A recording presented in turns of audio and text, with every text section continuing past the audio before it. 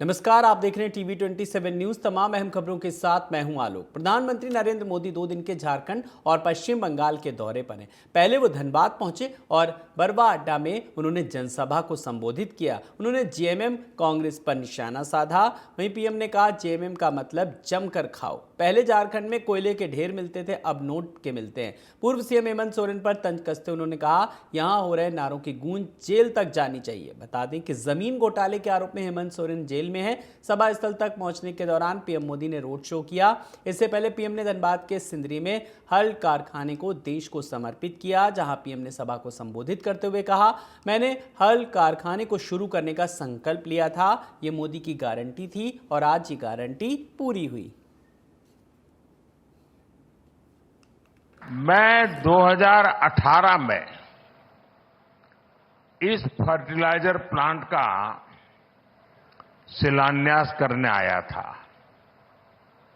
आज सिर्फ सिंदरी कारखाने की ही शुरुआत नहीं हुई है, बल्कि मेरे देश के, मेरे झारखंड के नौजवानों के लिए रोजगार के हजारों नए अवसरों की शुरुआत हुई है। झारखंड की जनता को लूटकर, आपको लूटकर, आपके पसीने की कमाई को लूटकर अपने लिए बेनामी संपत्तियों के पहाड़ बना लिए हैं। आपने देखी है ना यहां किस तरह नोटों की गड्डियां निकल रही हैं। मैंने तो अपनी आंखों से कभी नोटों के ऐसे ढेर देखे ही नहीं है। पहली बार टीवी पे देखा, क्या झारखंड कमाल कर रहा है। कोयले के ढेर तो देखे थे, नोटों के ढेर देख रहे हैं। और अभी बाबूलाल ने जो तो बढ़िया वर्णन किया है इसका। भाइयों बहनों, ये आपका पैसा है, ये झारखंड के गरीब आदिवासियों का पैसा है। वहीं लोकसभा चुनाव प्रबंधन और संचालन समिति मंदसौर संसदीय क्षेत्र की बैठक को लेकर मध्य प्रदेश शासन के कैबिनेट मंत्री विश्वास सारंग मंदसौर पहुंचे। विश्वास सारंग ने मंदसौर पहुंचकर सबसे पहले सुप्रसिद्ध भगवान पशुपतिनाथ मंदिर में भगवान के दर्शन कर पूजा अर्चना की। इसके बाद मीडिया से चर्चा के दौरान मोदी सरकार के वापस सत्ता में आने का दावा किया। साथ ही कांग्रेस नेता राहुल गांधी की न्याय यात्रा को लेकर निशाना साधते हुए कहा कि जहां जहां राहुल गांधी गए हैं वहां बंटाधार जरूर हुआ। मंदसौर नीमच लोकसभा की हमारी प्रबंध समिति और कोर समिति की संयुक्त बैठक का आयोजन किया गया था। इस देश में पूरी तरह मोदी सुनामी चल रही है। देश का हर एक नागरिक मोदी जी को पुनः इस देश का प्रधानमंत्री देखना चाहता है। भारतीय जनता पार्टी पूरी तैयारी के साथ लोकसभा चुनाव में उतरने वाली है। वहीं लोकसभा चुनाव के मद्देनजर चल रही बीजेपी की इस केंद्रीय चुनाव समिति की बैठक में उत्तर प्रदेश, गुजरात, तेलंगाना, राजस्थान, मध्य प्रदेश, छत्तीसगढ़, केरल, उत्तराखंड, गोवा, झारखंड, दिल्ली, त्रिपुरा, हरियाणा और जम्मू कश्मीर सहित अन्य कई राज्यों और केंद्र शासित प्रदेशों के 150 से ज्यादा लोकसभा सीटों पर उम्मीदवारों के नाम पर विचार मंथन किया गया। पार्टी लोकसभा उम्मीदवारों की पहली सूची जल्द ही जारी कर सकती है। बताया जा रहा है कि पार्टी की कोशिश है कि 10 मार्च तक 300 से ज्यादा लोकसभा सीटों पर अपने उम्मीदवारों के नाम तय कर लिए जाएं। बीजेपी की पहली लिस्ट का इंतजार है सबको। माना जा रहा है कि पहली लिस्ट में वाराणसी से प्रधानमंत्री नरेंद्र मोदी, लखनऊ से केंद्रीय रक्षा मंत्री राजनाथ सिंह, अमेठी से केंद्रीय मंत्री स्मृति ईरानी के नाम का ऐलान हो सकता है। सबसे बड़े सूबे उत्तर प्रदेश के लिए भी पार्टी ने अपना होमवर्क पूरा कर लिया है। बस इंतजार है तो बीजेपी की पहली सूची के जारी करने का।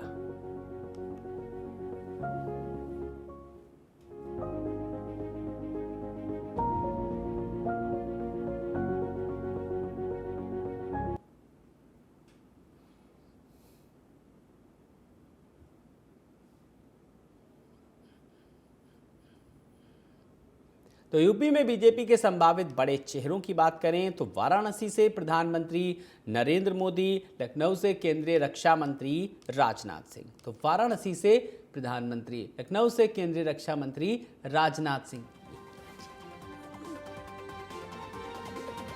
तो प्रधानमंत्री नरेंद्र मोदी वाराणसी से। वहीं बात करें साध्वी निरंजन ज्योति का भी नाम इसमें सामने। संभावित चेहरों में स्मृति ईरानी का भी हो, मथुरा से हेमा मालिनी और श्रीकांत शर्मा संभावित चेहरों में हैं।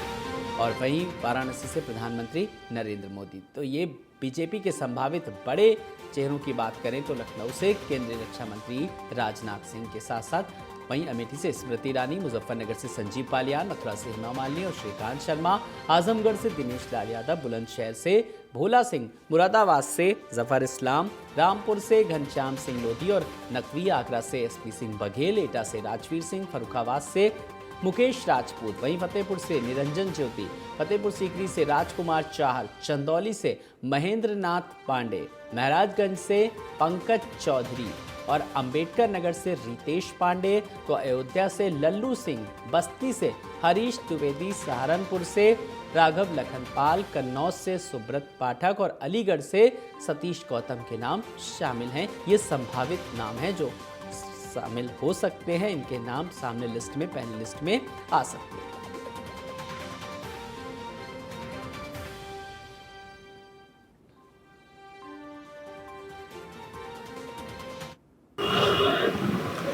भारतीय जनता पार्टी की केंद्रीय चुनाव समिति ने अपनी बैठक कर ली है।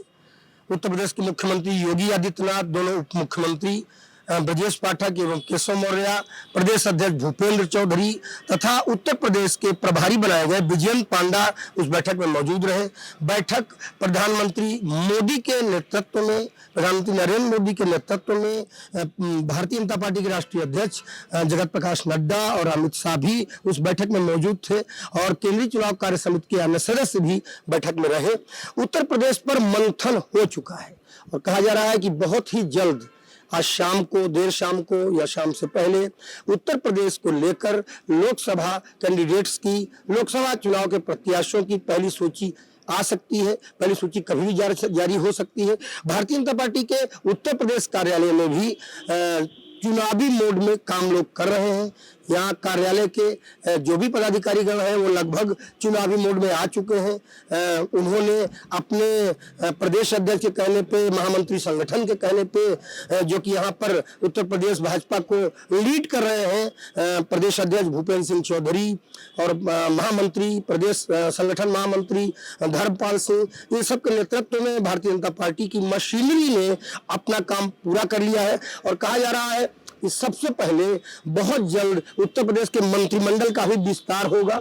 मंत्रिमंडल के फेरबदल में, विस्तार में ऐसा बोला जा रहा है, राजनीतिक विश्लेषकों द्वारा बताया जा रहा है कि ओम प्रकाश राजभर जो कि सुभाषपा के अध्यक्ष हैं, उनको मंत्री बनाने की पूरी संभावना है। उसके अलावा भाजपा से विधान परिषद सदस्य बन चुके दारा सिंह चौहान जो कि पूर्व में सपा में चले गए थे, फिर जिनकी घर वापसी भाजपा में हो गई है, उन्हें भी मंत्री बनाया जा सकता है। और इसके अलावा राष्ट्रीय लोकदल जो कि अभी अभी शामिल हुआ है एनडीए गठबंधन में, उससे भी 2 मंत्री बनाए जा सकते हैं। एक कैबिनेट मंत्री बनाया जा सकता है और एक राज्य मंत्री बनाया जा सकता है। कुल मिलाकर भारतीय जनता पार्टी अपना मंथन पूरा कर चुकी है और इस मंथन से निकलकर क्या कुछ आया है बहुत जल्द सबके सामने होगा। फिलहाल उत्तर प्रदेश की भारतीय जनता पार्टी पूरी तरह केंद्रीय चुनाव समिति के निर्णय पर कार्य करने के लिए तैयार है। और दूसरी ओर मुझे लगता है कि दारा सिंह चौहान, ओम प्रकाश राजभर और राष्ट्रीय लोकदल में जिनका नाम मंत्री के लिए भेजा गया होगा, वो भी सब अपनी तैयारी पूरी कर चुके होंगे। बहुत जल्द उत्तर प्रदेश से 2 बड़ी खबरें आने वाली हैं। एक, उत्तर प्रदेश के मंत्रिमंडल में अगर विस्तार होता है तो कौन कौन मंत्री बनेगा ये सामने होगा। और दूसरा, उत्तर प्रदेश से भारतीय जनता पार्टी की पहली सूची में पार्लियामेंट कैंडिडेट होगा, ये भी बहुत जल्द सामने आएगा। वीडियो जर्नलिस्ट पंकज गुप्ता के साथ अमरेंद्र प्रताप सिंह, भाजपा मुख्यालय लखनऊ से। आगामी लोकसभा चुनाव की तैयारियां तेज कर दी गई हैं। कांग्रेस के आम आदमी पार्टी के साथ गठबंधन करने के बाद बीजेपी दिल्ली में बड़े स्तर पर उम्मीदवारों में फेरबदल कर सकती है। सूत्रों के मुताबिक 7 सीटों में से 4 या 5 सांसदों के टिकट कट सकते हैं। इस समय दिल्ली की सभी 7 सीटों पर बीजेपी का कब्जा है। गौरतलब है कि 2019 में बीजेपी ने दिल्ली में क्लीन स्वीप किया था। सभी सीटों पर बीजेपी के उम्मीदवारों की जीत हुई थी। वेस्ट दिल्ली से प्रवेश साहिब सिंह वर्मा, ईस्ट दिल्ली से गौतम गंभीर, नॉर्थ ईस्ट दिल्ली से मनोज तिवारी, नई दिल्ली से मीनाक्षी लेखी, नॉर्थ वेस्ट दिल्ली से हंसराज हंस, साउथ दिल्ली से रमेश पितूरी और चांदनी चौक से डॉक्टर हर्षवर्धन ने जीत दर्ज की थी।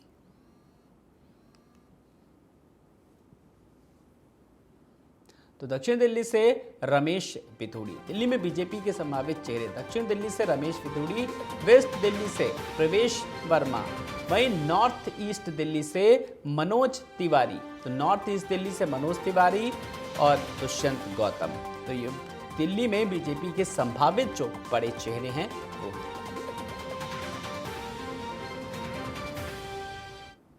कल देर रात तक केंद्रीय चुनाव समिति की बैठक दिल्ली बीजेपी मुख्यालय में हुई।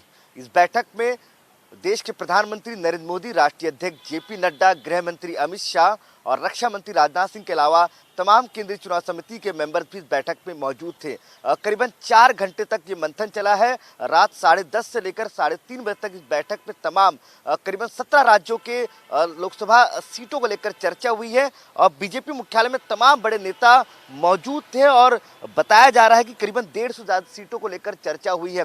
सबसे महत्वपूर्ण अगर बताया जाए तो मध्य प्रदेश को लेकर भी चर्चा हुई है। मध्य प्रदेश में तमाम सीटों को लेकर चर्चा हुई है, लेकिन सबसे महत्वपूर्ण कई करीबन 12 से ज्यादा सीटों को लेकर जो महत्वपूर्ण जानकारी निकल कर आई है उस पर बताया गया है कि कई सीटों पर कई जो मौजूदा लोकसभा सांसद उनके नाम भी कट सकते हैं।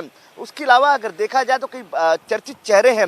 अगर उसमें बात किया जाए तो शिवराज सिंह चौहान को बीजेपी चुनाव लड़वा सकती है। इसके अलावा ज्योतिरादित्य सिंधिया गुना से चुनाव लड़ सकते हैं। इसके अलावा सागर से जो महत्वपूर्ण एक सीट बताई जा रही है वो भी बीजेपी की सीट है, वहां से लता वानखड़े को मौका मिल सकता है। इसके अलावा नरोत्तम मिश्रा को और प्रहलाद सिंह पटेल की लिए चर्चा चल रही है। लेकिन सबसे महत्वपूर्ण है फग्गन सिंह कुलस्ते जो विधानसभा चुनाव हार चुके थे, मौजूदा सरकार में मंत्री है, केंद्र सरकार में, उनको भी मौका मिल सकता है वापस मंडला सीट से।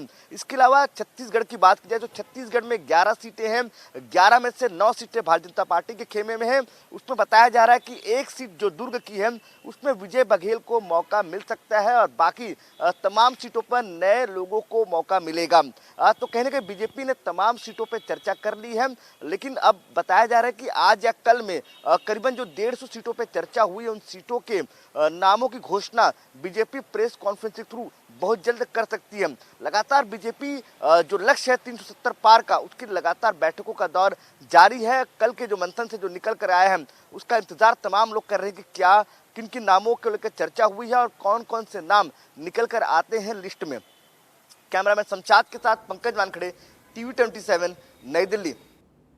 वहीं केंद्रीय मंत्री नितिन गडकरी ने रायबरेली को बड़ी सौगात दी। उन्होंने जीआईसी ग्राउंड में 4100 करोड़ रुपए की विभिन्न परियोजनाओं का लोकार्पण और शिलान्यास किया, जिनमें 1400 करोड़ की लागत से रिंग रोड फेज 2, पराग डेयरी से ITI तिराहे तक ऊपरीगामी सेतु और फिरोज गांधी चौराहे से शहीद स्मारक तक डिवाइडर रोड समेत कई परियोजनाएं शामिल हैं। कार्यक्रम में राज्य मंत्री दिनेश प्रताप सिंह समेत कई बीजेपी नेता मौजूद रहे।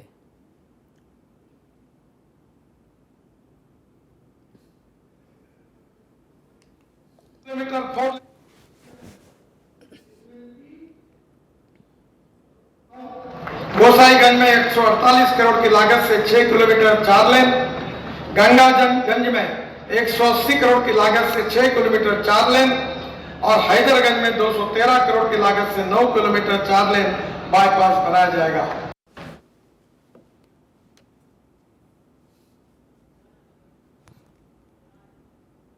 और ज्यादा जानकारी के लिए बात करेंगे अपने संवाददाता शिराज अहमद से। शिराज, 4100 करोड़ की परियोजनाओं को मूर्त रूप दिया गया, क्या कुछ कार्यक्रम रहा, जानना चाहेंगे?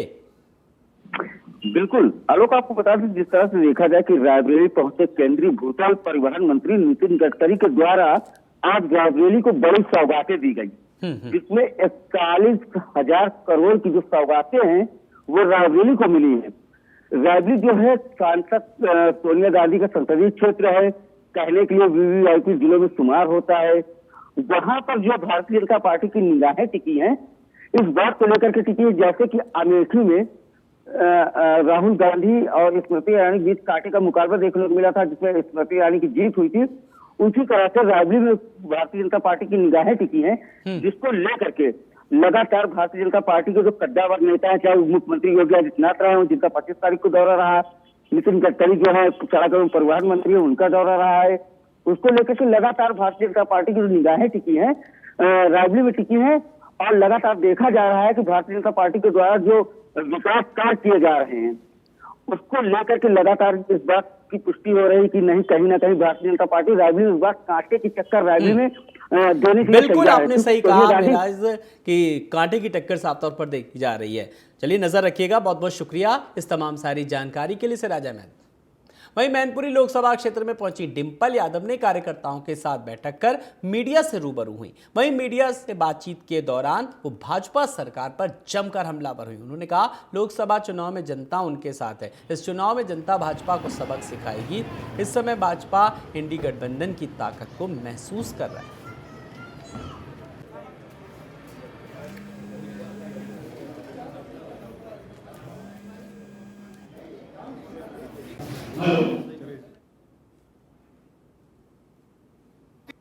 ये प्रश्न ठीक नहीं है। किस तरह की मीटिंग करेगा, मतलब क्या होता है? मीटिंग है कार्यकर्ताओं के साथ और अपने मैनपुरी क्षेत्र के लोगों के साथ बातचीत करी है। जी बताइए। आज बीजेपी अपने प्रत्याशी पहले लिस्ट जारी करने जा रही है, क्या कहेंगे? उसमें मैनपुरी का भी नाम है। ये तो चुनाव की प्रक्रिया है कि सारी पार्टियां अपनी अपनी लिस्ट जारी करेंगी, तो इसमें हम क्या कह सकते हैं?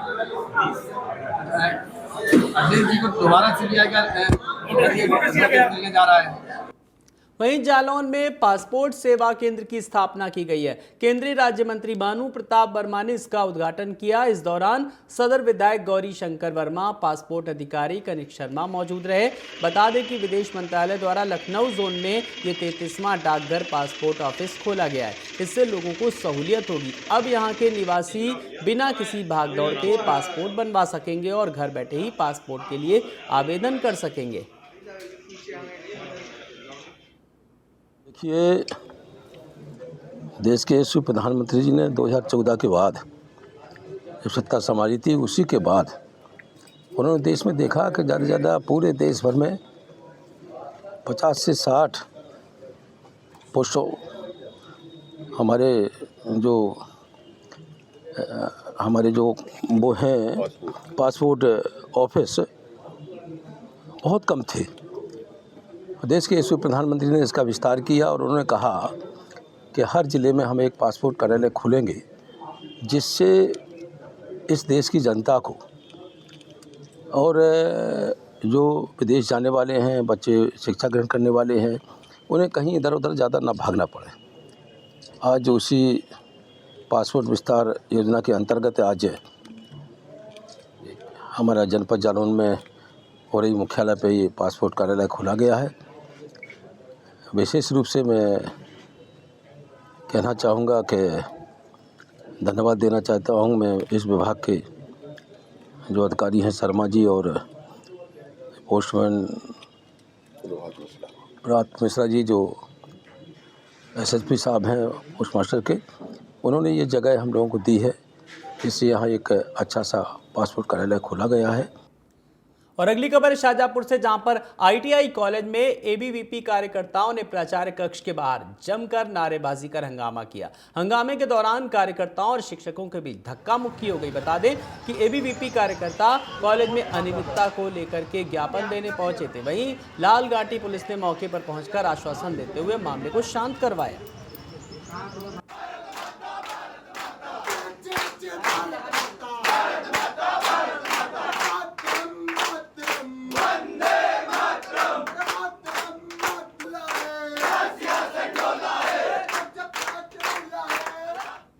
वहीं नरसिंहपुर में पश्चिम बंगाल के संदेश खाली में महिलाओं पर हुए अत्याचार के विरोध में राज्यसभा सांसद कैलाश सोनी ने प्रदर्शन किया। इस दौरान सांसद कैलाश सोनी ने महामहिम राष्ट्रपति के नाम तहसीलदार को एक ज्ञापन भी सौंपा। महिलाओं के सम्मान में भाजपा मैदान, महिलाओं के सम्मान में, महिलाओं के सम्मान में ममता बनर्जी होश में आओ। सरकार उनको बढ़ावा दे रही है, भारतीय जनता पार्टी। वहीं सोनभद्र में वन विभाग की एक बड़ी लापरवाही देखी गई। दरअसल वन विभाग के नर्सरी में नाबालिग बच्चों से काम कराया जा रहा था। जिन बच्चों के हाथ में कलम किताब होनी चाहिए, उन्हीं बच्चों से यहां काम कराया जा रहा है। ये पूरा मामला पटना रेंज का है। बता दें कि यहां के रेंजर अमित श्रीवास्तव की देखरेख में बच्चों से काम कराया जा रहा है। ठीक।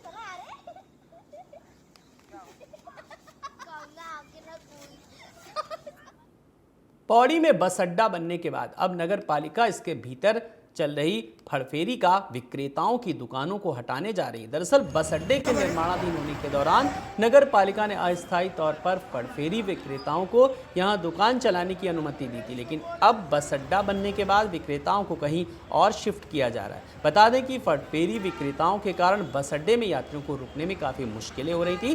साथ ही बस ड्राइवर्स को बस पार्किंग में भी काफ़ी दिक्कतों का सामना करना पड़ रहा था। देखिए, इस संबंध में पूर्व में जिलाधिकारी महोदय और विधायक महोदय के द्वारा निर्देश दिए गए थे कि इनको कहीं अन्यत्र जो है हस्तांतरित किया जाए। और जो हमारा स्ट्रीट वेंडिंग एक्ट है 2014 का, उसमें भी यही नियम दिए गए हैं कि जो हमारे पथफेरी वाले हैं, व्यवसायी करते हैं लोग, उनको जब भी हटाया जाए यदि किसी जगह से, तो दूसरी जगह उनको स्थान दिए जाने का नियम है।